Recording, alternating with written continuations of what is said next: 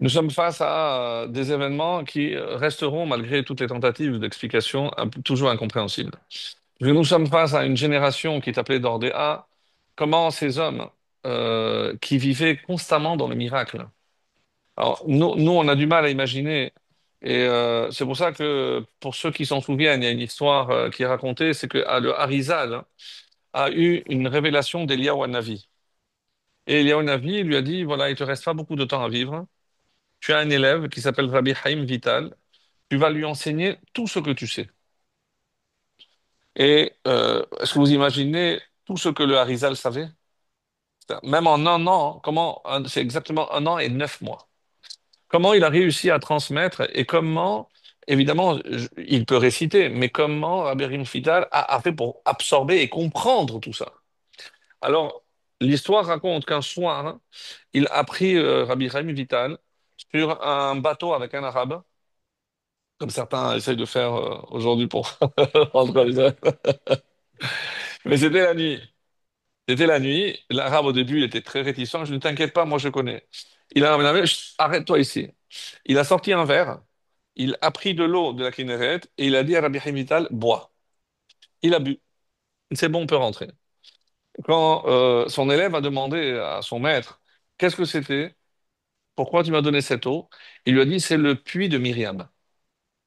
Le Harizal était le seul à savoir où était le puits de Myriam. Il a bu un verre et il a compris tous les secrets de la Torah du Harizal. Alors, juste imaginez cette génération qui a bu pendant 40 ans tous les jours. Mais alors, on peut même pas imaginer. On peut même pas imaginer. Ça, c'est un verre d'eau. Un verre d'eau. C'est inouï. C'est vraiment inouï. Donc, nous sommes face à une génération qu'on ne peut même pas vraiment imaginer. Donc, ceci dit, à quoi ressemblait leur vie, la traversée du désert? Pas de toilette, pas de soucis, pas de parnassa, pas de clim, pas d'électricité, pas de frais. Ben, Est-ce que ce n'est pas le rêve auquel on aspire tous, hein? Ne pas un matin se lever et avoir le souci avec ceci, avec cela. On a le plus grand de tous les maîtres, Moshe. On est protégé par la nuée, clim sans télécommande. On marche même pas sur le sol. Oui, il y a juste un oubli. Lequel?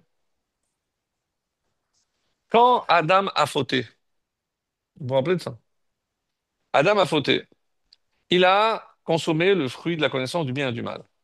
Donc, à partir de cette faute, une des conséquences, il y en a plusieurs, on en a tellement parlé, mais une des conséquences, c'est que de nos jours, le bien et le mal sont mélangés. J'arrive pas à distinguer clairement le bien et clairement le mal. Le mal peut se déguiser en bien, mais le bien aussi en mal. Oui, comme il a dit l'autre, il s'habille en Prada. Donc, et on l'a vu dans la Haftarah de la semaine dernière. Yoshua, Kohen Gadol, qu'est-ce qui s'était passé? Satan omed limino lesitno. Donc il y a un malach qui était à sa droite pour lesitno, pour le faire dévier. Tous les commentateurs disent, mais il y a un problème. Pourquoi? Parce que la droite, normalement, c'est vers le bien. Le côté faible, celui que j'attache d'ailleurs avec les tefilines, c'est parce que c'est celui qui a besoin d'être attaché. Donc normalement, la faiblesse, c'est le côté gauche. Oui. C'est pour nous faire comprendre quelque chose. C'est que des fois, ceux qui se tiennent à notre droite peuvent être aussi déguisés. C'est un Satan déguisé. Et c'est quoi le déguisement? Des barbus, des barbus. Ça peut être aussi. Je suis désolé de le dire, mais ça peut être aussi. Ça peut être aussi. Non, je n'utiliserai pas le mot charlatan, mais on n'est pas très loin. On n'est pas très loin. Donc, quand on regarde la vie à laquelle elle ressemblait, ils ont oublié l'essentiel. Et je reviens donc, c'est pour ça que je disais la faute de Adam Arishon. Quand Hachem dit, et d'après la Chassidoute, je l'ai souvent dit, il ne faut pas parler de sanction, parce que lorsqu'il y a une erreur, il y a une réparation, un tikkun. On utilise le mot de tikkun. Et qu'est-ce qui est écrit? Bezeat apecha tochal lechem. Nous, on le vit comment? Comme une punition. Parce que tous les matins, on se lève avec le souci de la parnassa. Il n'y a personne qui peut prétendre, moi j'ai hérité des millions, je suis tranquille. Bon, tant mieux pour lui, quoi. Mais le souci de la parnassa est une constante. Est une constante. Mais si je fais le lien entre les deux, c'est parce que Adam a fauté que maintenant on vient et on dit Bezeat apecha tochal lechem. C'est-à-dire que chaque fois que je me fais du souci pour la parnassa, qu'est-ce que je suis en train de faire? Réparer la faute de Adam. J'aime pas ce mot. J'aime pas ce mot. Parce que quand j'utilise ce mot, quand j'ai mes soucis de Parnassa, comment je le vis? Comme quelque chose de négatif. Ah, si Adam n'avait pas fauté, j'en serais pas là. On serait dans le Gan Eden avec les arbres et plein de fruits, de mangues. Non! Chaque fois que tu as des soucis, dis-toi que tu es en train de réparer la faute d'Adam. Et je ne sais pas pour vous, mais moi, quand j'ai découvert ça tout à l'heure, je me suis dit, waouh, c'est génial! Mais quelquefois, tu te dis, ben, je galère, mais je sais pourquoi je galère. Je sais pourquoi je galère. Parce que plus tu vas avoir des difficultés, plus tu vas avoir le mérite de réparer la faute d'Adam. Et pour moi, c'était un scoop. On ne le lit pas comme ça d'habitude. Mais maintenant, si on se réfère à cette génération, eux, qu'est-ce qu'ils voulaient? Mais ils vivent dans le miracle. Mais c'est pas du tout ça. Comment tu vas réparer la faute de Adam en restant dans le désert et tu n'as aucune préoccupation? Quand tu vas rentrer en Israël, tu vas retrousser les manches, tu vas commencer à travailler la terre, tu vas commencer à labourer, tu sais pas s'il va pleuvoir ou pas. C'est comme ça que j'ai prévu le monde. Oui, mais à quoi? Ils étaient tellement à côté de la plaque? Non. Eux, ils voulaient la fin des temps. Et, écoute, on est déjà dans les temps messianiques, Oh, comme Nathan a vu. Comme Nathan a vu. C'est, encore une fois, chaque fois que on parle des fautes des grands, et on a souvent répété, d'abord, nous, notre erreur, c'est de lire ces fautes avec notre perspective, c'est-à-dire avec nos yeux. Et c'est évidemment une grosse erreur parce que ça va nous induire à une très mauvaise compréhension. Mais qui sommes-nous pour juger? On dit qu'il y avait un guide une fois qui a montré à Rababa Barkhana, dans le désert, je dis, j'ai découvert là où sont enterrés le d'or du désert. Comme c'est marqué. Et il était sur un chameau. Et on dit que il a vu, la description, je vous la donne dans la Gemara, le visage était comme parfumé, c'est-à-dire paisible. Et il avait les genoux levés et il a réussi à passer avec son chameau sous le genou sans le toucher. Le Maharal de Prague dit, mais évidemment que c'est un machal, ça. Qu'est-ce que ça veut dire que le visage était tourné vers Hachem? N'allez surtout pas croire une seule seconde que cette génération a tourné le dos à Hachem. Jusqu'à leur mort, ils ont toujours été tournés vers Hachem. C'était leur seul désir, c'est de s'attacher à Hachem. Et de quoi ils avaient peur? Qu'on ne soit pas à la hauteur, que quand on va rentrer en Israël, eh ben, le travail va nous perturber, ça va nous dévier, on aura moins de temps pour étudier, on aura moins de temps pour nous consacrer à l'essentiel. Alors, mais toutes leurs craintes étaient fondées. Toutes leurs craintes étaient fondées. Donc, et on va le voir, malheureusement, c'est ce qui s'est passé. On va perdre le premier temple, on va perdre le deuxième temple. Il n'avait pas entièrement tort. Donc, Shelach lecha anashim, un midrash un peu méconnu. On en avait parlé il y a des années de ça, mais je vais le reprendre pour apporter quelques éclaircissements. Shelach lecha anashim. Écoute, Moshe, si tu veux malgré tout envoyer des explorateurs, Shelach lecha, ça te regarde. Nous, on comprend, il vaut mieux ne pas envoyer d'explorateurs. Parce que, et envoyer d'explorateurs, ça veut dire quoi? Ben évidemment, je te promets une terre qui est bonne pour toi. Si cette terre est bonne pour toi, et je l'ai promise depuis Abraham. Donc, aller rendre visite, c'est quoi? Je t'offre un cadeau, tu dis, attends, je peux l'ouvrir pour voir si c'est... Mais ça ressemble à ça. Ça ressemble à ça. Donc, ça, c'est la compréhension première. Un midrash, je disais, méconnu, je dis pas du tout. C'est pas ce qu'Hachem a voulu dire. Tu veux m'écouter, moi, tu veux mon avis? Tu m'as pas demandé, mais je te donne mon avis. Toi, tu veux envoyer des hommes, moi, je te dis, envoie des femmes. Envoie des femmes. Envoie des femmes. D'abord parce que certains disent que comme elles sont attachées à la terre d'Israël, on va le voir avec les filles de Tselophrate, entre autres. Donc, c'est pour dire que elles ne seront pas enclines à parler du mal, à faire des rapports négatifs. Chose curieuse, parce que pourquoi ne sont pas aptes à être témoins? Parce qu'on considère que leur sensibilité peut déformer la réalité.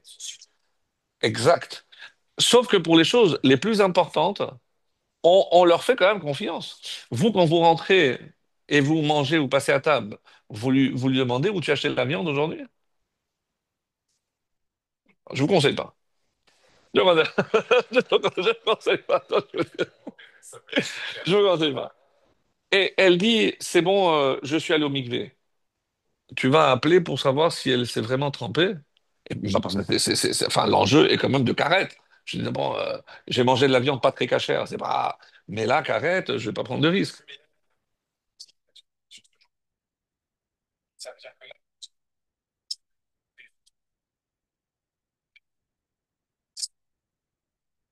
C'est ce qu'Hachem voulait.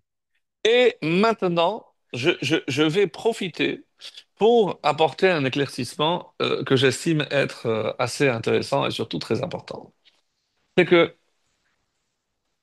quand Hachem a créé le monde, on va remonter encore à la création, bien sûr, parce que tout y est, tout y est.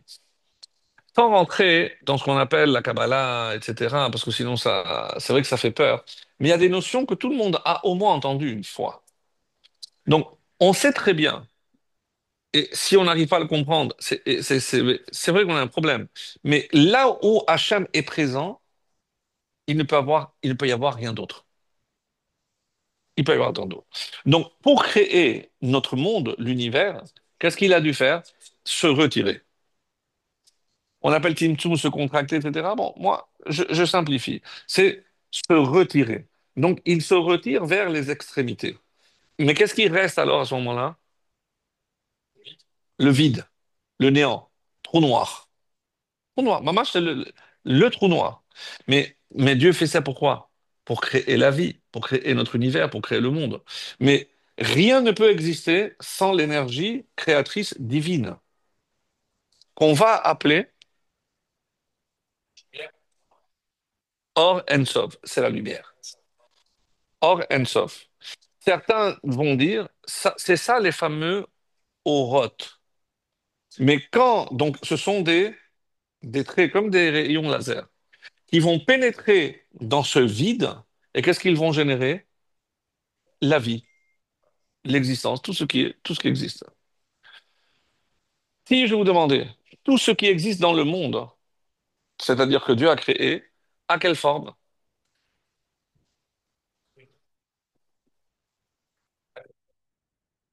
Non.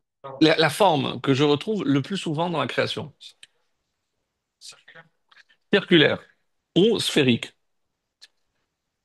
que servent d'exemple les fruits, les planètes, tout est ou rond ou sphérique. C'est voulu par Dieu. Pourquoi? Non. C'est parce que si j'envoie des lumières, il faut que cette lumière soit contenue dans un récipient, dans un keli. Et cette notion est appelée dans la Kabbalah Oroth et Kelim. On a parlé très longtemps de ça.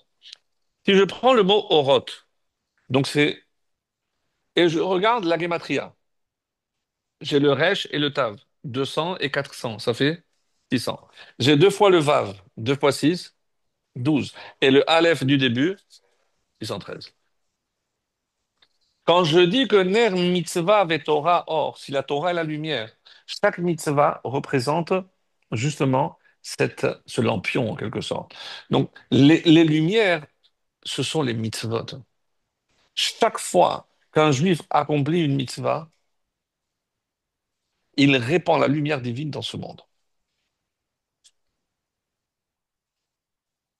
Il révèle la lumière divine dans ce monde à travers chaque mitzvah. Combien de lumières il y a? 613. Combien de mitzvot? 613. Je contribue à éclairer le monde. Donc ce principe, certains l'appellent cave, parce que c'est linéaire, et Reshimu. Je ne sais pas si vous avez entendu parler de ça. Dans le Ramchal, il appelle ça Reshimu. Reshimu, c'est une fois que la lumière passe, elle laisse une trace. Et la trace, c'est ce qui va être considéré comme ce qui existe. Donc, il y a l'énergie linéaire et l'énergie circulaire. Dans tout ce que Dieu a créé, je retrouve ce principe. Le ciel et la terre. C'est quoi l'énergie que le ciel envoie pour qu'il y ait la vie sur terre? Soit la pluie, soit les rayons au soleil. Et tous ces rayons, donc tout ce qui contribue, et où je retrouve cette notion justement de cave, je retrouve dans les arbres. Parce que c'est curieux, mais l'arbre, c'est le seul élément qui est droit, les arbres, qui est droit, mais quand je coupe, je vois qu'il est fait de cercles, même à l'intérieur, je vois des cercles. Et pourquoi l'arbre? Parce que c'est celui qui est censé représenter le lien entre la terre et le ciel, comme l'homme, comme l'homme. Dans cette paracha, il va être question d'une mitzvah extraordinaire qui s'appelle la chala. On avait parlé les années précédentes. Et pourquoi c'est la femme qui doit faire la chala? On nous dit parce que c'est elle qui a porté atteinte à la chala du monde. Mais qu'est-ce que ça veut dire la chala du monde? Dieu a créé la matière, la terre. Qu'est-ce qu'il a fait? Il a prélevé la chala, la terre, et il a mis l'énergie, l'âme. Comme la femme prend la pâte et met de l'eau. Et ce mélange est appelé Adam. Et à quoi ça fait penser? À la chala du monde. Comment les textes appellent Adam? La chala du monde. Magnifique. Donc, parce qu'elle a porté atteinte à la chala du monde, elle va réparer maintenant en prélevant la chala.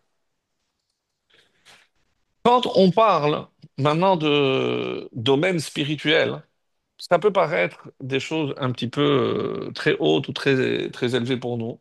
Mais sachez qu'il y a toujours une correspondance entre ce qui se passe en haut et ce qui se passe en bas. Et le schéma qui existe en haut dans les sphères célestes, c'est ce qui se passe en bas. Toujours. Donc, si je parle d'énergie linéaire, chez qui je vais retrouver? C'est l'homme. L'homme représente l'énergie linéaire. Et donc, à ce moment-là, la femme, cercle cyclique. Par quoi ça se traduit généralement chez la femme? C'est qu'elle elle est capable, puisque c'est cycle, de répéter le même geste sans se lasser. Nous, on a déjà du mal avec la Hamida pour rester concentré, surtout qu'on doit la faire 3 fois par jour. Et il y a des halakhot pour rester concentré, etc. Mais elle ne se lasse jamais. Pourquoi? C'est dans leur nature. Ouais, congélateur. Par date. Dans le congélateur. Garou. Alors, donc ce qui est vrai au niveau spirituel, c'est-à-dire, sans ça, je ne peux pas comprendre pourquoi, oui, on aurait dû envoyer des femmes, mais ce que je ne peux pas comprendre, pourquoi un homme a besoin de la femme. Quand je dis que c'est une énergie linéaire, qu'est-ce qui se passe avec un laser? Je l'envoie et il se perd. Il se perd. Donc, et c'est dommage parce que c'est une énergie qui va se perdre. Donc, qu'est-ce qui va se passer? vient donc ce cercle, la femme, récupère cette énergie et elle va transformer cette énergie dans des choses concrètes. On raconte dans la Gemara qu'il y a un homme qui a eu la chance de voir Eliyahu Hanavi. Et il lui a posé une question. Si je vous disais, si vous avez la chance de voir Eliyahu Hanavi, quelle question vous lui aurez posée? C'est pas ce que tu viens. Matai Kaatema. Bon. Ben, cet homme-là, je ne sais pas s'il connaissait l'histoire de celui qui a trouvé la lampe et le génie lui a dit, qu'est-ce que tu veux? Je ne sais pas si ça. Et il lui a dit, je veux comprendre la fonction des femmes sur Terre. Eliyahu Hanavi.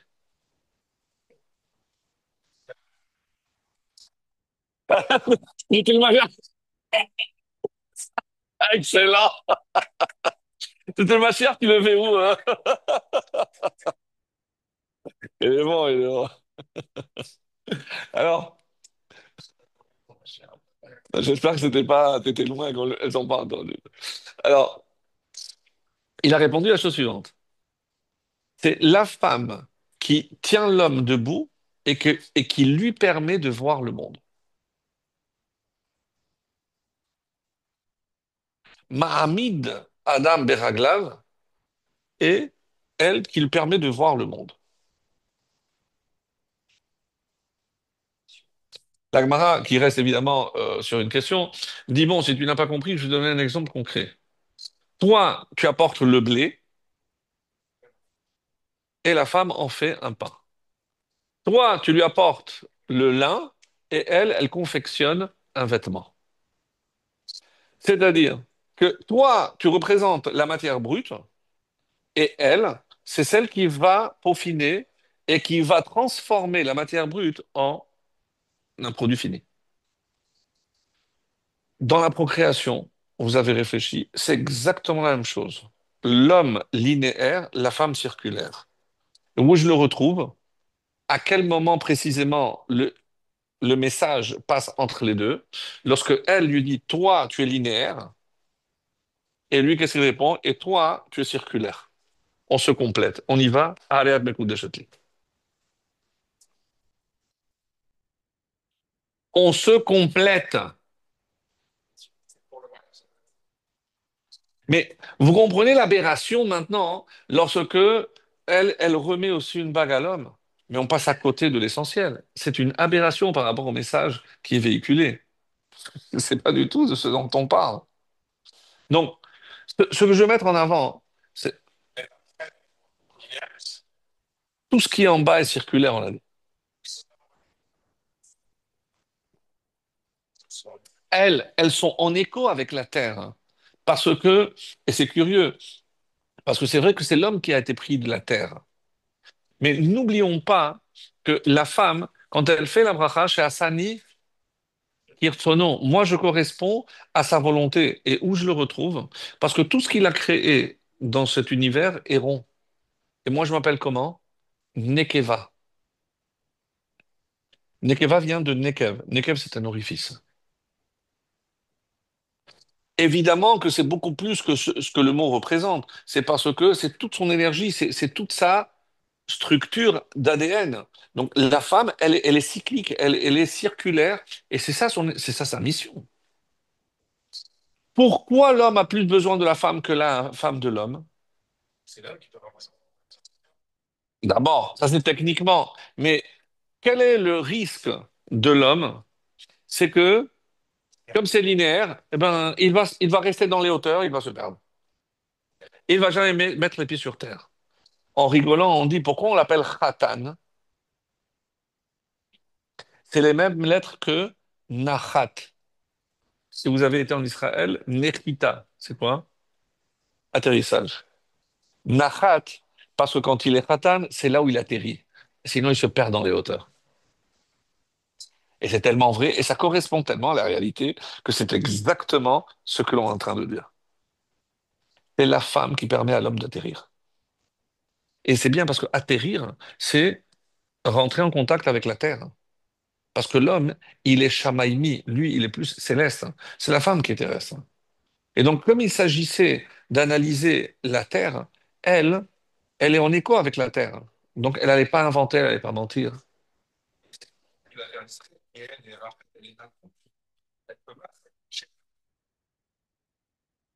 Bina. Bina. Ramel Bina. Moi, je vais pas rentrer là-dedans parce que ça nous oblige à rentrer dans d'autres domaines. Mais la femme, elle représente Bina. Et n'oubliez pas que si l'assemblage, lorsque l'homme et la femme s'unissent, c'est Yud-Ke. Le Yud de Ish et le He de la femme. Qui beka Hashem Tzur Olamim. Parce qu'avec K, avec Yud et He, Dieu a créé ce monde. Et on dit que le Yud, c'est le monde d'en haut, pour ça qu'il est suspendu, et le He, c'est le monde d'en bas. Soit dit en passant, vous me devez un Mazal Tov, parce qu'il y a maintenant 2 heures, 2 heures et demie, j'ai eu une petite fille. Ouais, bon, frère, en Israël. En Israël. En Israël. C'est pour ça que j'ai dit, bon, c'est la première fois qu'un Marocain est content d'avoir une. Ah, tu fasses ça, tu fasses. Pourquoi j'ai pensé à ça? Parce que la lettre He qui est de, c'est pour ça Yud. Donc Yud, c'est la Chokma. C'est pour ça que je voulais pas rentrer là. He, c'est la Bina. Après, qu'est-ce qu'il y a dans les sphirotes? Il y a le Vav, puisqu'il y a les 6 sphirotes intermédiaires.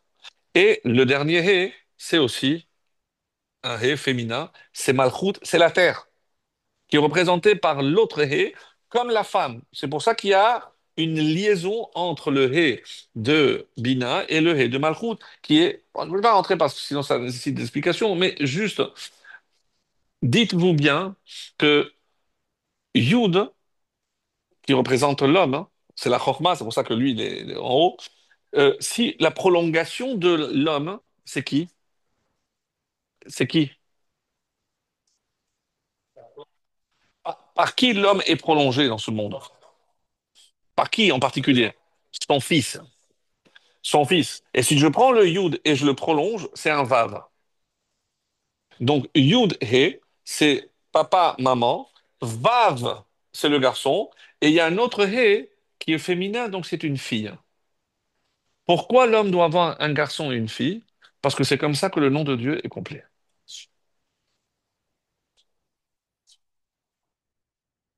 Yud Ke, Vav Ke. Bon, alors,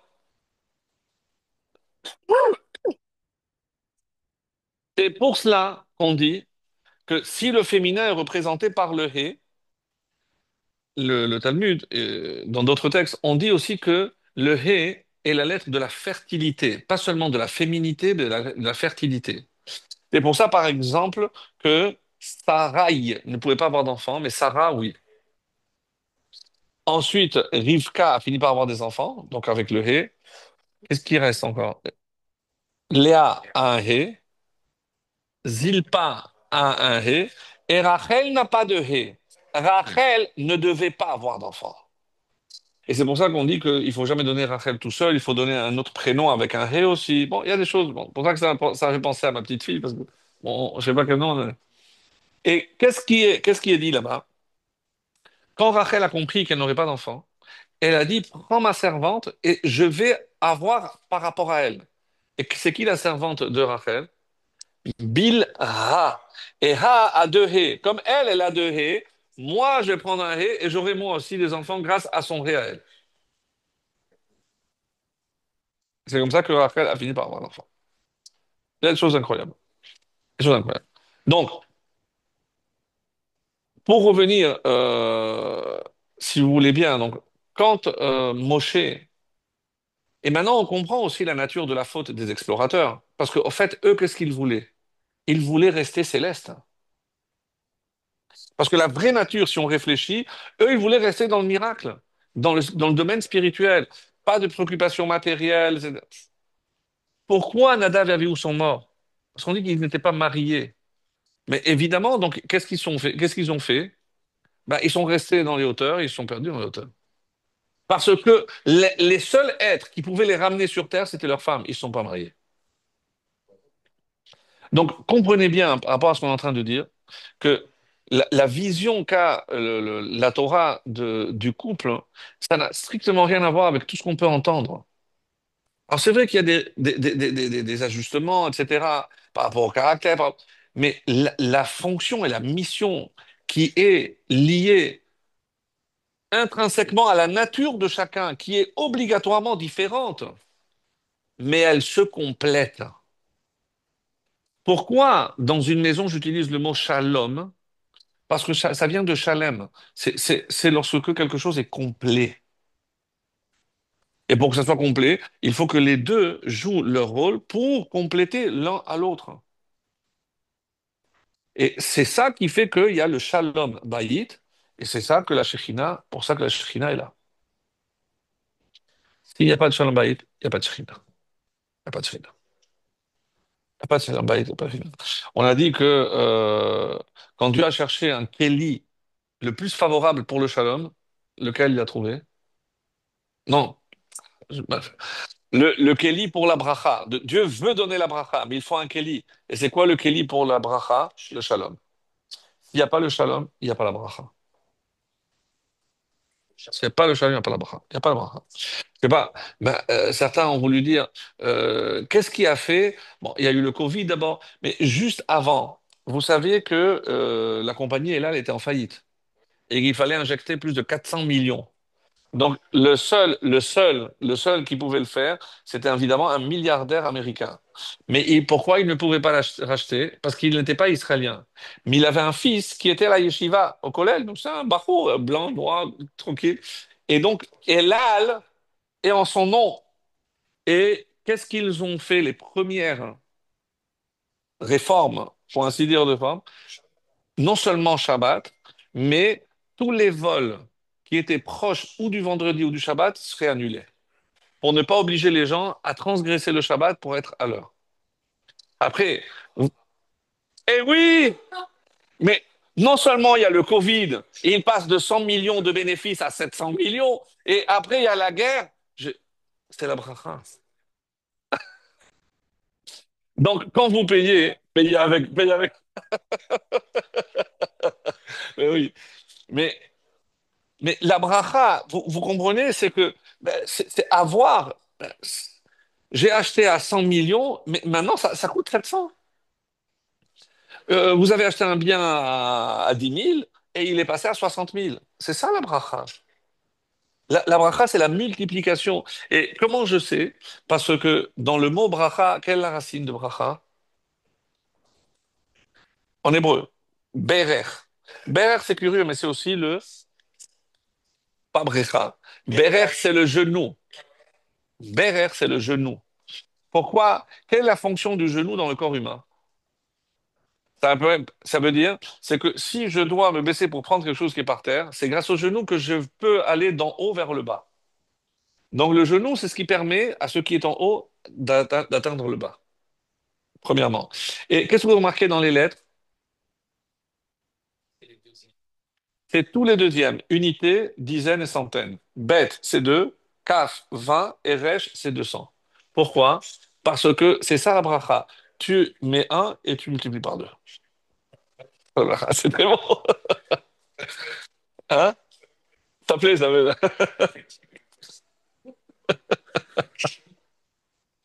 C'est la bracha. C'est la bracha. Acheter des parts, hein, là. Non, mais c'est quand même incroyable que la bracha. Alors après, vous allez dire, ben, bon, oui, bon, ben, bon, personne ne pouvait prévoir le Covid. C'est vrai, personne ne pouvait voir la guerre, tout ce que vous voulez. Mais ils ont maintenu, ils ont fait respecter, regardez la bracha. Incroyable, incroyable. Bon, bon, prochain pour eux. Alors, on va avancer. Donc, on a parlé de, oui, alors je disais par exemple, quand cette image de lumière et de Kelly, où est-ce que je la trouve aussi? C'est par exemple dans quelqu'un a une idée. Quelqu'un a une idée. Ça, c'est Yud. C'est la Chokhmah. Après, il faut qu'elle soit capable d'extérioriser cette idée. Et quel est le Kelly pour recevoir cette idée? C'est les mots. Mais tant que ça ne reste des mots, donc il y a la pensée, il y a la parole, et après, l'action. Ça, c'est Da'at. Da'at, c'est la connexion entre ce qui est en haut et l'application pratique. Parce que maintenant que j'ai la solution, ben, maintenant je vais l'appliquer. Et donc, ça, c'est Da'at. Alors, on va trouver ça, par exemple, dans les corbanotes. Dans les corbanotes, sans rentrer dans tous les détails, mais il y a des gestes, par exemple, je dois imposer les mains sur la tête de l'animal. Ça, c'est quoi? C'est une action. Après, je dois faire le vidouille. Je dois reconnaître. Et après, on brûle les parties internes. Le kérev, donc les clayotes, les reins, etc. Pourquoi? Parce qu'on considère que les clayotes, les reins, sont le siège de la pensée, mais la pensée négative, c'est-à-dire les instincts, les pulsions. Et qu'est-ce que je fais? Je les offre sur le misbéach, je les brûle. Et c'est comme ça que je répare finalement la faute. Parce qu'il y a eu l'instinct, il y a eu la parole, mais tout a commencé par la pensée. Et chaque fois que j'apporte un corban, je passe par ces trois étapes. Alors, maintenant, quelques mots sur deux mitzvot qui apparaissent dans cette paracha. Et on va pas trop. Je vais pas revenir trop sur les explorateurs, parce qu'on a parlé trop les années précédentes. Donc, bon, on a dit l'essentiel. Pardon? Quelle question? Ah, pourquoi Moshe ne l'a pas envoyé? On n'a pas la réponse. Pas la réponse. On n'a pas la réponse.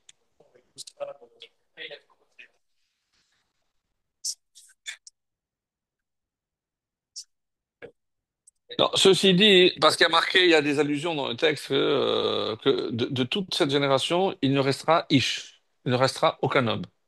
Les Chachamim disent, tu as encore une preuve que Ish, ils ne resteront pas. Mais les Nashim, les Isha, oui. Aucune femme n'est morte parmi les 600 000. Aucune femme n'est morte.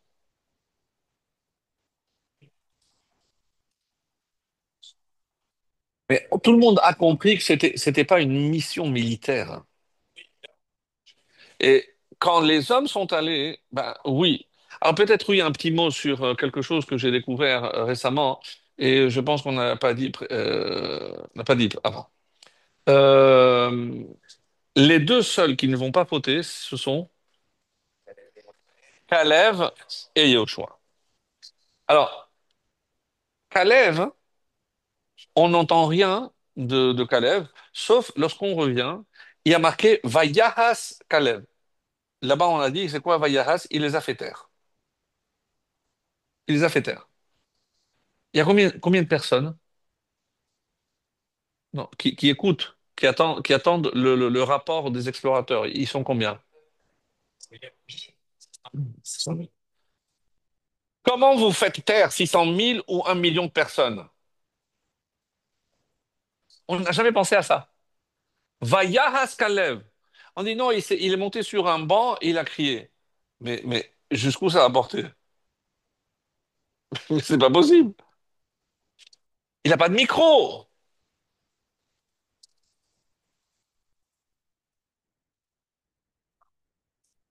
Hein?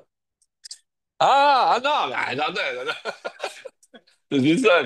Ah, tu n'as pas l'habitude. Ah, c'est du ça. Non, non, non, parce que comme on doit faire rapide, donc là, le temps. Tu vois, là. Non, non, non. Alors, écoutez bien ce qui est dit dans le Midrash. Parce que vraiment, pour moi, ça a été un scoop. Et comment je peux faire pour faire taire ceux qui ne m'écoutent pas moi? Eh ben, c'est relayé, pas du tout. C'est-à-dire, moi, je fais taire, comment je fais taire? Chut. Mais après, l'autre, il va dire chut, et l'autre, il va dire chut, et l'autre, il va faire chut. Ah ouais, ça marche. Et pourquoi? Parce que quand on l'a vu monter, à quoi ils ont pensé les explorateurs, et évidemment tous les gens qui étaient autour, c'est sûr qu'il va rajouter encore une couche. Pourquoi ils se sont tus? Parce ils étaient sûrs hein, que il allait aller dans le sens des 10. Et là, du coup, c'est là où il les massacre parce qu'il n'est pas du tout ce qu'ils attendaient.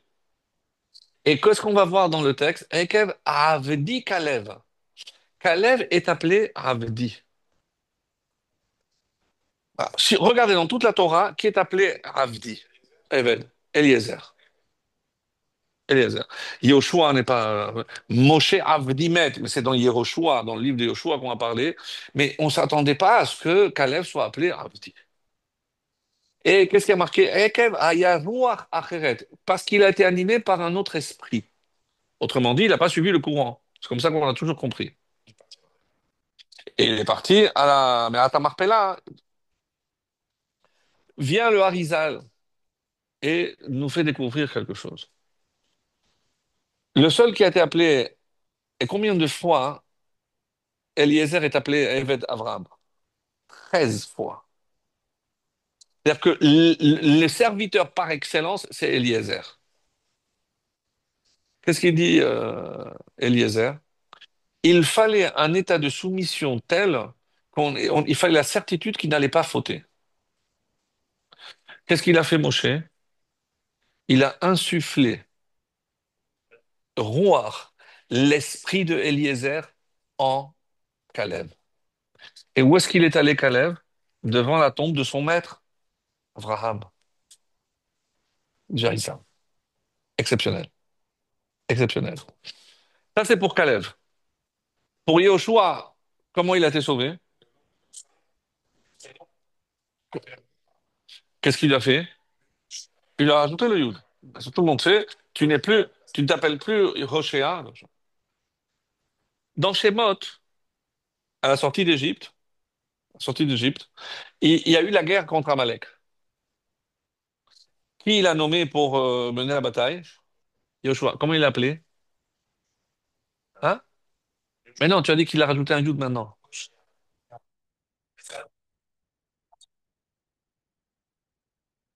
Un gros problème. Dans Shemot, il a toujours été appelé Yoshua. Alors, qu'est-ce qui me raconte maintenant on a rajouté le Yud à Hoshea? Mais regardez ce qui a marqué dans la Torah. Il n'a jamais été appelé Hoshea. Hein?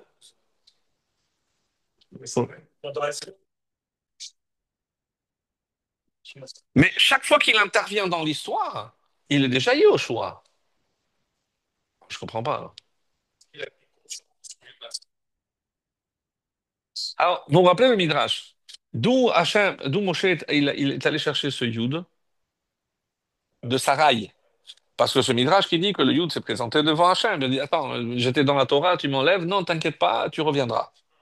Tu reviendras. Parce qu'on dit que le Yud qui vaut 10, donc il a été partagé en deux, He, deux He. Il a donné un He à Abraham, un He à Sarah, et c'est comme ça que le Yud a été remplacé. Très bien. C'est très joli. Mais l'explication est la suivante. Et ça, pour moi, ça a été un scoop aussi.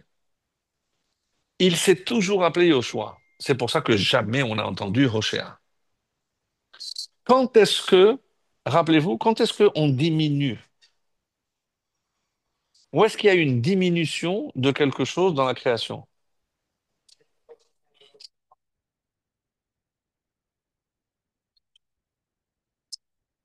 Hein? Non, non, non. Il y a une créature qui a été diminuée. Ah, l'une. Pourquoi? Ah, Rouen, elle a fauté, elle a été diminuée. Écoutez ce scoop, à la fin des temps. Écoutez ce scoop. Yehoshua, il s'est toujours appelé Yehoshua. Sauf que la semaine dernière, lorsqu'il y a eu l'histoire avec Eldad et Medad,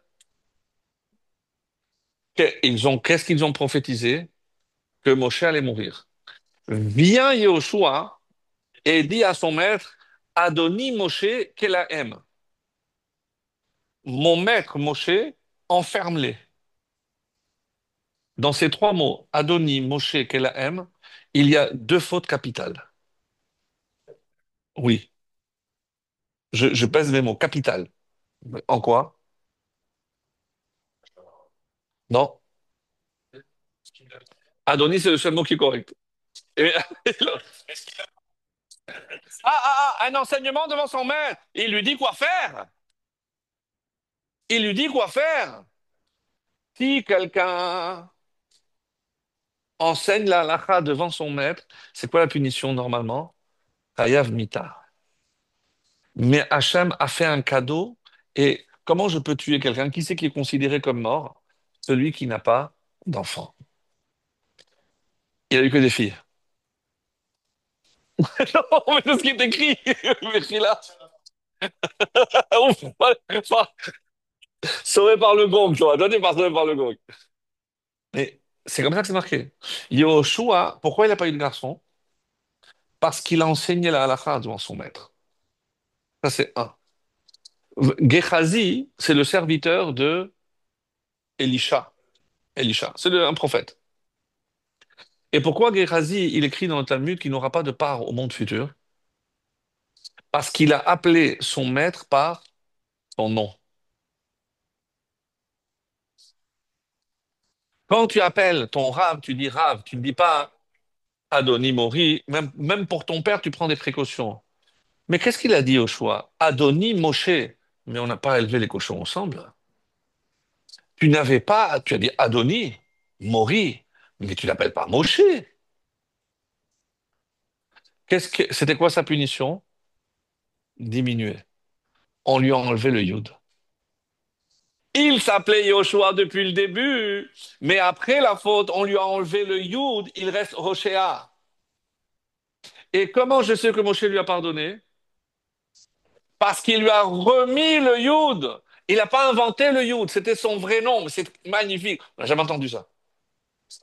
Extraordinaire. Extraordinaire. C'est-à-dire que je comprends, et ça, c'est la seule explication logique, mais comment chaque fois que Yoshua apparaît dans la Torah, et bien avant, depuis la... Mais ça s'appelle toujours Yoshua. Oui, mais après, d'après cette explication, c'est une punition. Et pourquoi maintenant? Parce que c'est la semaine dernière que ça a eu lieu. Hein? Ah, pardon. Moshe l'a réparé. Moshe l'a réparé. Non, mais c'est magnifique. Parce que, bon, ça c'était pour dire, parce on n'a pas parlé beaucoup d'explorateurs, mais en tout cas, les deux. Un, par rapport à Caleb, qui a la neshama d'Eliezer, exceptionnelle. Et c'est pour ça que c'était normal qu'il aille visiter son maître, qui était Abraham. Et je comprends. Et c'est pour ça que je comprends pourquoi la Torah, c'est le seul à être appelé Avdi Kalev. Ekevayita Ruach Acheret. Qu'est-ce que c'est Ruach Acheret?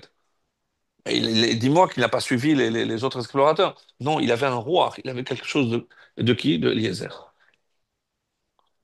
De Eliezer. Et pour Yehoshua, explication magnifique. C'est comment c'est. Maintenant, deux mots sur deux mitzvot qui apparaissent ici, dans cette paracha. Et pourquoi? Parce que Hachem a eu de la peine pour eux. Quand il a vu, bah, je sais pas, mettons-nous dans l'ambiance. On est le 9 av au soir, tout le monde pleure, et là, la sentence tombe. C'est la fin du monde. Tous ces efforts, ça fait 2 ans, on a construit. On va pas rentrer en Israël, on va mourir. Qui me dit que peut-être même mes enfants, d'où je sais que mes enfants ne vont pas fauter et eux aussi, ils vont subir le même sort et ils vont pas rentrer. Donc Hacham vient et essaie de consoler la génération en garantissant qu'ils vont, oui, rentrer en Israël. Et c'est pour ça qu'il va leur donner deux mitzvot dont on n'a pas parlé.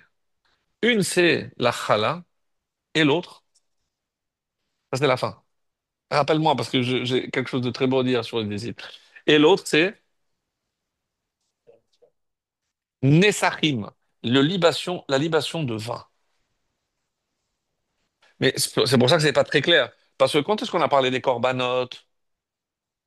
Bah, dans Vaïkra, tout le livre de Vaïkra. Qu'est-ce que dans Bamidbar, maintenant, on vient introduire que lorsque il y aura ces corbanotes-là, eh ben, on va aussi à faire des menachot et des nessachim. On va apporter du vin. Quel rapport? Qu'est-ce que le vin vient faire dans l'histoire? Et pourquoi maintenant? Je peux dire, parce que c'est une façon de réparer et de garantir. Mais parce que quand ils vont rentrer, et je suis en train de vous dire qu'ils vont rentrer, ils vont appliquer cette loi-là. Alors maintenant, ça, on peut expliquer comme ça, mais il y a aussi une autre explication que j'aimerais. euh, euh,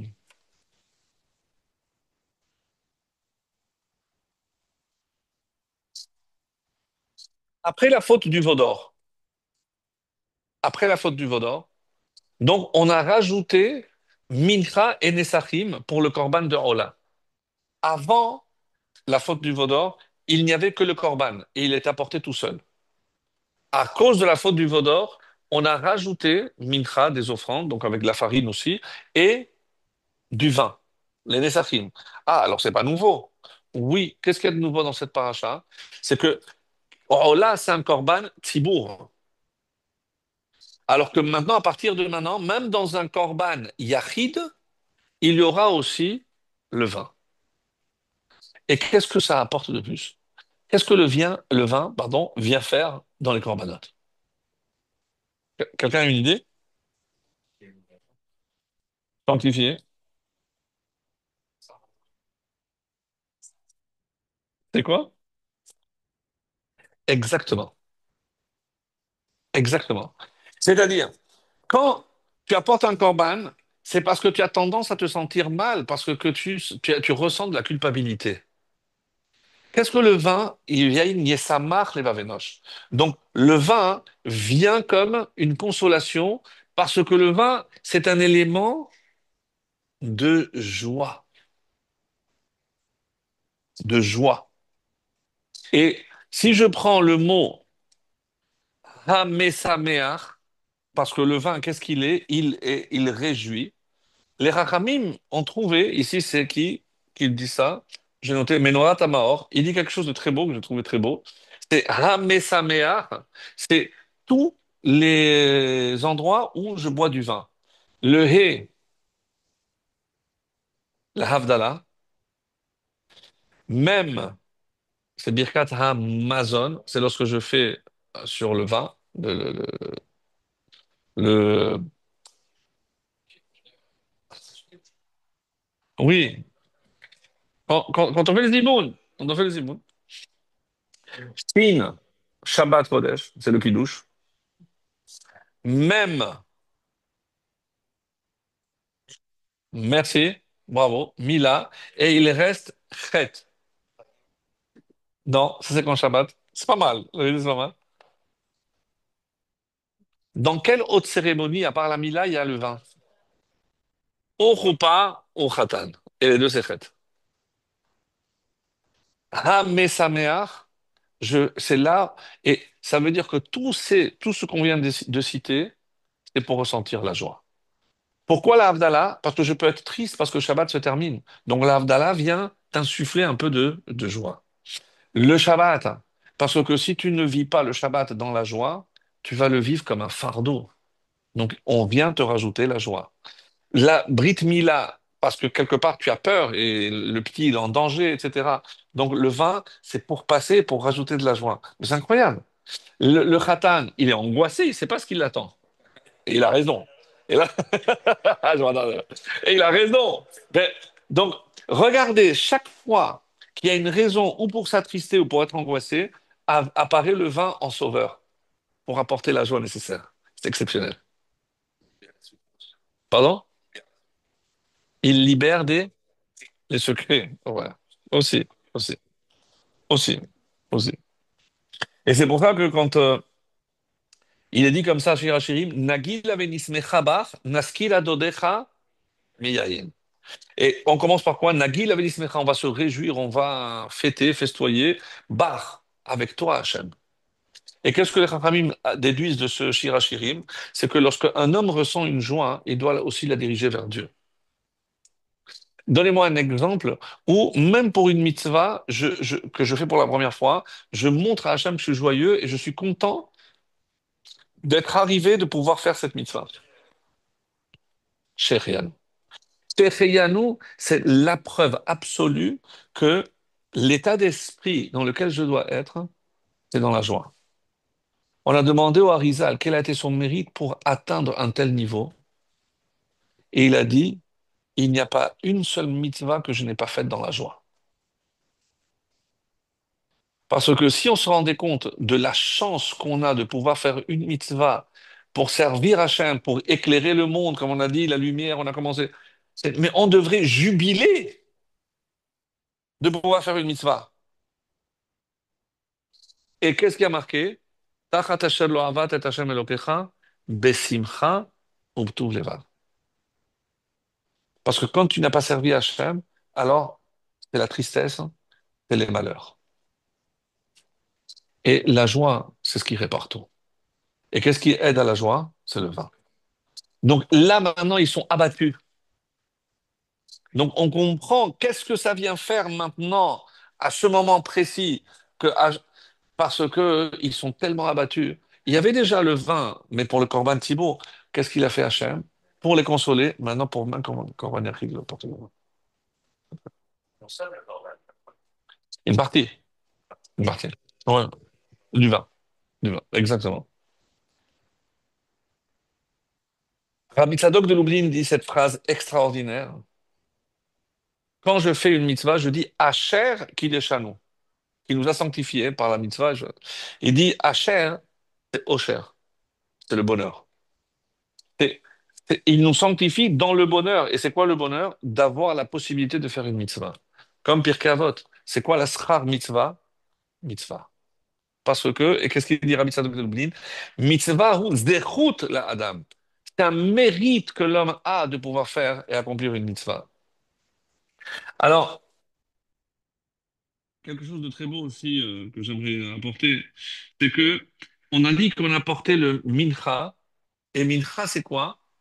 C'est Solet beloula bashemen. C'est de la fine farine fine, beloula mélangée avec de l'huile. Alors, écoutez cette explication que je trouvais très très belle. Le shemen, c'est Abraham Avinu. Pourquoi? C'est le seul qui a enduré 10 épreuves. Et qu'est-ce qu'on fait pour obtenir le shemen? On écrase, on presse l'olive. Donc lui, c'est le symbole de l'huile. Solet, la farine, c'est Yaakov. Pourquoi? Parce que qu'est-ce que c'est la solette?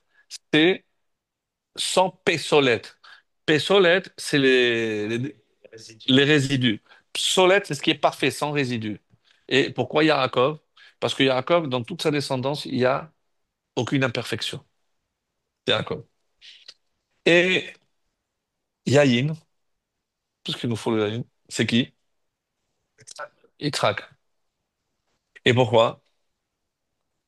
Le premier des Havot qui a bu du vin, quand il devait bénir à Esav, qui a été remplacé entre-temps par Yaakov. Et qu'est-ce qui est marqué? Vayavelo yayin vayesht. Il lui a apporté du vin. Je dis, mais quand on a vu sa mère, elle lui a pas donné du vin. Qui a apporté le vin? L'ange Michael. L'ange Michael est venu apporter du vin. Pourquoi? Parce que avec le vin, qu'est-ce qu'il a pu faire? Transmettre les bénédictions. Bessimcha. Pour bénir, hein, il faut aussi le vin. Et c'est pour ça que nous, on se dit, mais c'est vrai, quand on voit Baba Sel, etc., donc on parle toujours Quel rapport? Quel rapport? Cette histoire de Baba Salé qu'on a entendue ce Shabbat est très belle. C'est que il avait une coutume, la veille de Rosh Chodesh, d'aller à Yerushalayim et de manger là-bas de la viande. À Yerushalayim. C'est un symbole parce que c'est comme les korbanot, etc. Et donc, ils avaient tout préparé. Ils ont tout préparé dans la voiture pour aller à Yerushalayim. Et là arrive un monsieur qui avait l'air très mal. Écoutez, monsieur, je peux voir Laura. Écoutez, il doit partir. Non, non, non, non, non, non. Rentrez, rentrez. Sinon, apportez à manger, monsieur. Non, sa femme apportait des petits gâteaux. Non, non, non, non. La Séouda. Du pain. Ils apportent du pain, mais c'est dans la voiture. Apportez. Ils ont apporté de la viande, il a mangé, il a fait Birkat Amazon. 1 heure. Et à la fin, il lui a dit, maintenant, c'est quoi le problème? Il dit, écoutez, je ne veux pas avoir d'enfant. J'écoute, vous écoutez bien. Si Dieu veut, dans 9 ou 10 mois, vous aurez un garçon. Et 9 mois et demi après, il est venu annoncer.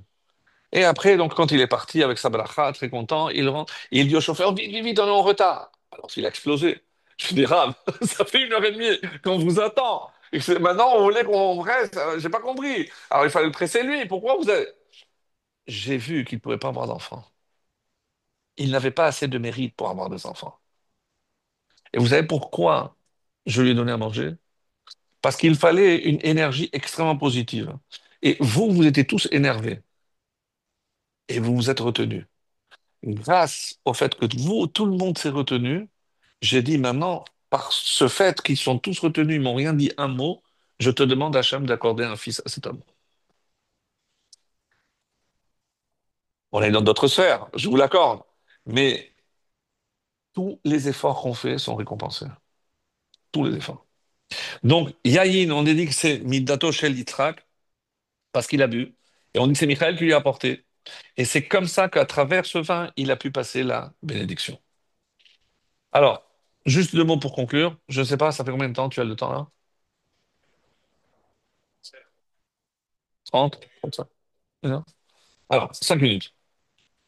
Pourquoi? 2 petits mots sur la mitzvah. Je te dis qu'il y a 2 mitzvot qui sont apportés. L'autre mitzvah, c'est de la chala. La chala. Alors, qu'est-ce que ça vient faire? Certains, si vous vous rappelez les années précédentes, on avait dit que la chala, elle vient pour éliminer toute trace de Avodazara. Mais quel rapport? Lorsque que la femme elle est en train de pétrir, pourquoi on lui demande de prélever? Écoutez bien. Quand j'avais la récolte, j'ai déjà laissé le coin. J'ai prélevé Trumot et Maasrot, Maaser Rishon, Maaser Sheni, Truma. J'ai tout prélevé. Donc, une fois que je rentre chez moi, j'ai déjà écrasé, j'ai obtenu la farine. J'arrive chez moi, ça y est, bah. Maintenant, je vais avoir la pâte.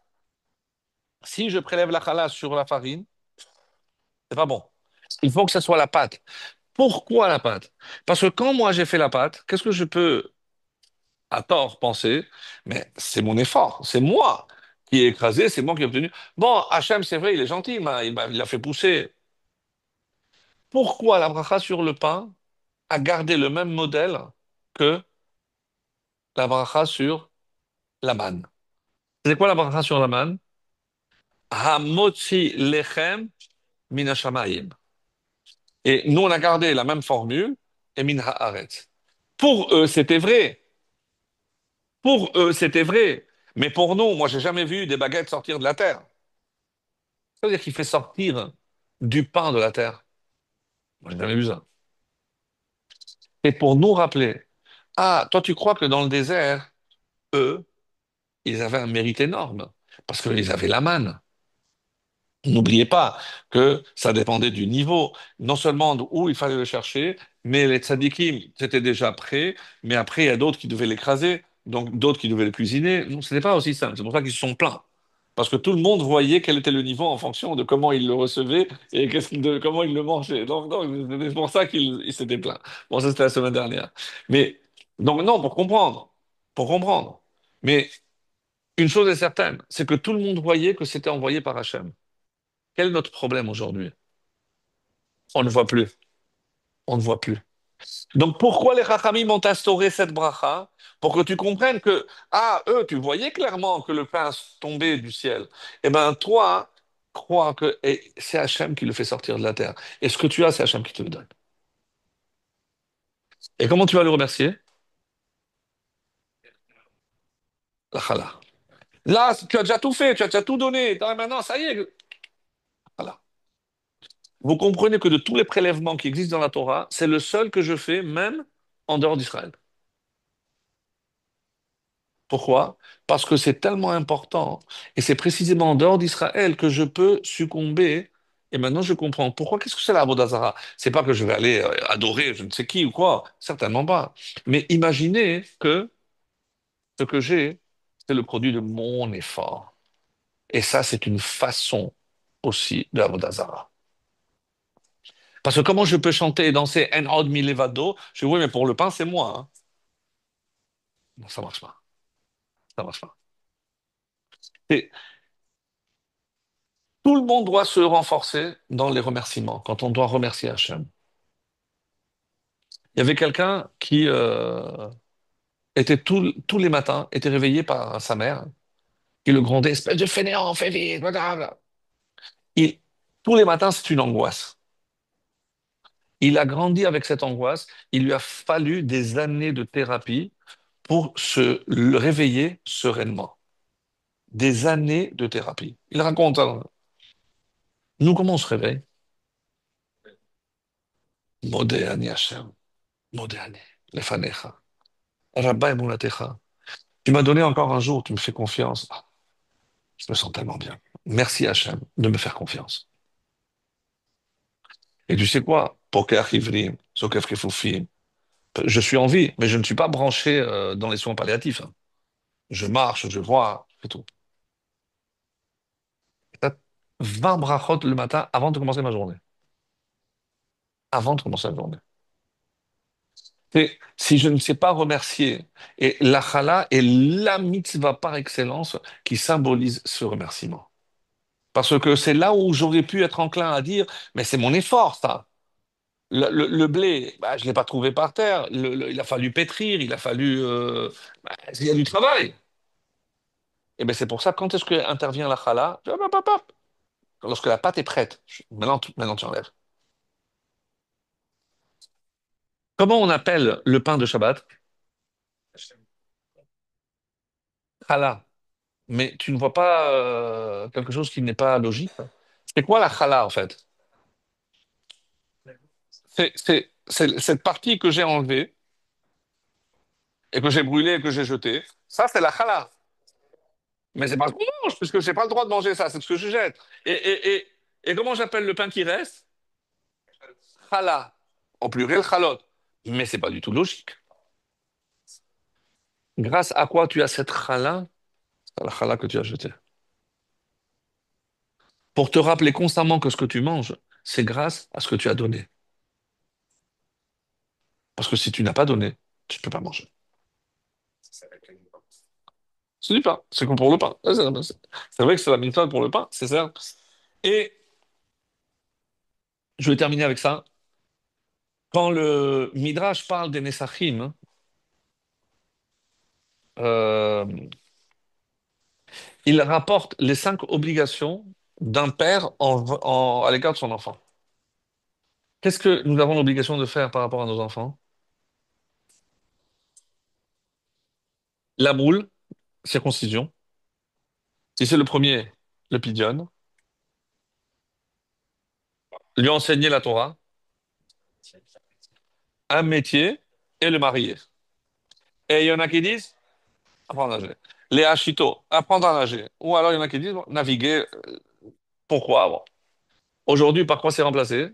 Il faut payer le permis de conduire. Si vous n'avez pas compris. Non, mais il y en a qui pensent que je suis sérieux. Mais oui, parce qu'avant naviguer, c'est parce que c'est dans les eaux. Mais aujourd'hui, ouais, c'est de se déplacer. Bah, lui apprendre une certaine indépendance. Le métier, certes, mais bon. Alors on dit, Hachem ne demande jamais quelque chose si lui, il ne le fait pas. Alors parce que je trouvais que ça c'était bon.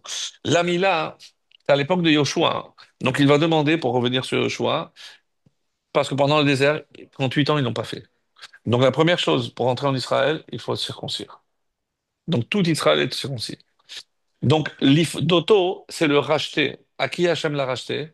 À l'Égypte. Parce qu'il les a fait sauver. Les Lamédot Torah, l'enseigner la Torah, qu'est-ce qu'ils ont fait pendant un an, moins 10 jours hein, au Sinaï? Ils ont appris la Torah. Donc Hachem, il a enseigné la Torah. Et pour apprendre à nager, où ça? L'ouverture de la mer Rouge. Moi, je vous ai sauvé de la mer. Juste de la mer. Donc, j'ai trouvé que c'était un très bel exemple. Et donc, même si je saute de l'un à l'autre, dans le, dans le Midrash de Rabbah, Bereshit Rabbah, on dit Bereshit bara Elohim. C'est pour Réchit que Dieu a créé le monde. Bishvil Réchit. Bishvil Shlosha Devarim, il y a 3 choses qui ont été appelées Réchit. Nivra Olam. En Réchit Ella Hafrashat Chala. comme c'est marqué, Reshit Aharisotechem, le début de votre pâte. En Reshit Ela Maasrot, ce que tu prélèves, la dîme. Reshit Deganecha. Ve En Reshit Ela Bikurim. C'est aussi les Bikurim. Parce qu'il y a marqué Reshit Bikurim Admatecha. Rabbi Tzadok à Lublin, de Lublin dit Teruma hi minatevuah, sheu maaseh shamayim. Vehakol yod'im she'en bekoach adam le'atzmiach hatevuah. Quand je vois la récolte, je sais qu'aucun homme, moi je peux semer, mais moi je ne peux pas faire pousser. Qui fait pousser? C'est Hachem. Akadosh Baruch Hu. Aval b'maaseh adam. Alors, quelle est la participation de l'homme dans le pain? Qu'est-ce qu'il fait? La asot isa, les ephod. Là, quand toi, tu vas agir, tu vas prendre ce blé, tu vas le moudre, tu vas transformer en farine, etc. Donc, quand c'est Hachem qui a fait sa participation, c'est facile de voir la main de Dieu. Mais une fois que c'est toi qui as fait les efforts de moudre, etc., tu aurais pu croire, comme j'ai dit, que c'est à ce moment-là, viens te dire Hachem, stop, stop. Si tu veux la bracha dans ce que tu vas manger, prélève la challah. Prélève la challah.